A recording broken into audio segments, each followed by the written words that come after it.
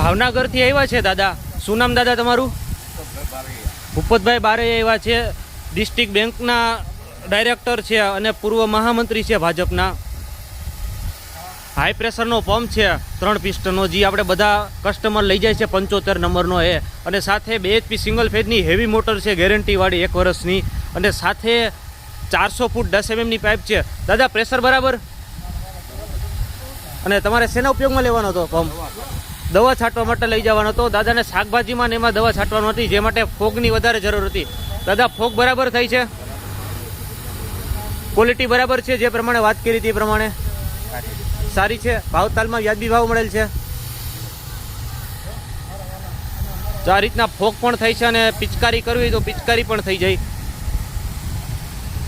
ખુલ્લા શાકભાજીમાં પણ ચાલે અને નાળિયેરી છે કે બીજો કોઈ આંબામાં છે એમાં છાંટવું હોય તો પણ ચાલે. બરાબર ને દાદા?